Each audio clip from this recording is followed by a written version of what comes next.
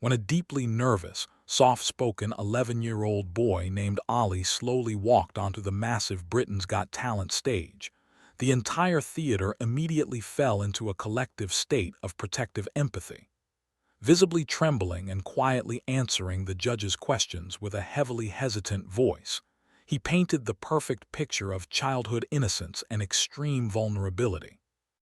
The reality television network deliberately showcased this intense shyness, expertly manipulating the global audience into completely expecting a highly fragile, perhaps entirely underwhelming performance from a terrified kid from Wrexham. They wanted the audience to feel genuine pity for him before he even played a single note. But what the celebrity judges and the millions watching at home could absolutely never have predicted was the terrifying, highly calculated psychological trap they were about to step directly into. The exact moment he was given the absolute signal to begin, the incredibly fragile, shaking boy entirely vanished into thin air. He did not simply play an instrument.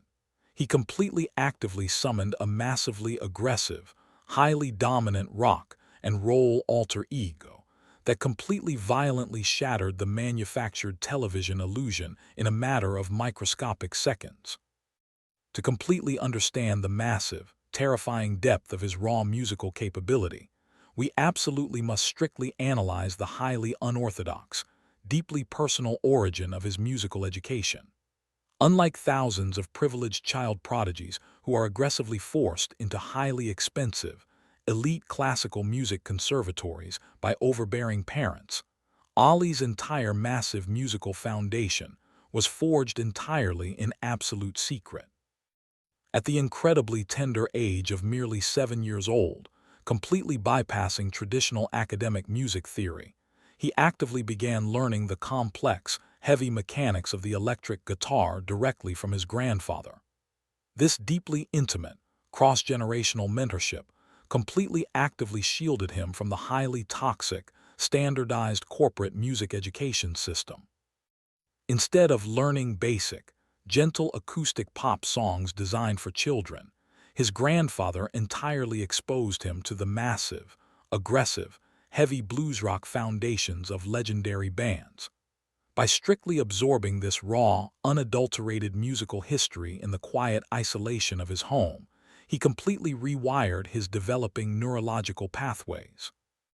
He wasn't just learning how to mechanically press down on metallic strings.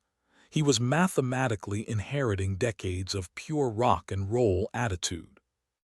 The absolute terrifying turning point of his historic television audition occurred the exact millisecond his small fingers finally struck the fretboard.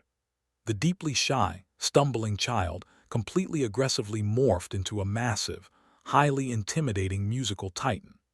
He actively entirely unleashed a wall of incredibly heavy, fiercely distorted acoustic power that violently hit the massive celebrity judging panel directly in the chest. He completely channeled the erratic, highly explosive energy of his ultimate idol, Angus Young of AC/DC, aggressively stomping across the stage and violently demanding the absolute total surrender of the massive theater audience. The psychological contrast was completely paralyzing. The human brain absolutely could not mathematically rapidly process how such massive, terrifyingly confident, and aggressive heavy metal swagger was violently erupting from such a tiny, fragile biological vessel. He completely actively weaponized their extremely low expectations, using their initial pity as the exact psychological fuel to completely obliterate their senses. He completely stopped looking at the floor and began aggressively locking dead, intense eye contact directly with the roaring crowd, successfully asserting absolute massive total dominance over the massive theater. Simon Cowell has completely aggressively spent entirely countless decades actively building a massive terrifying psychological empire based on absolute dominance and the ruthless destruction of fragile egos. He actively expects young, inexperienced performers to completely violently crumble directly underneath his highly critical gaze.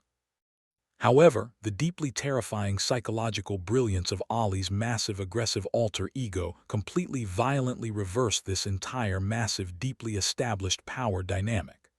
Cowell, a notoriously harsh critic who has heard thousands of highly trained adult guitarists, was left absolutely completely stunned by the sheer, undeniable acoustic reality unfolding right in front of him. He publicly confessed that Ollie possessed a highly distinct, incredibly unique musical tone, a massive artistic achievement that typically entirely takes fully grown adult professionals multiple exhausting decades to successfully master. By entirely aggressively pushing a massive wall of deeply terrifying, unadulterated acoustic perfection, completely directly straight back into his famous face, Ollie forced the most feared judge on global television into absolute submission.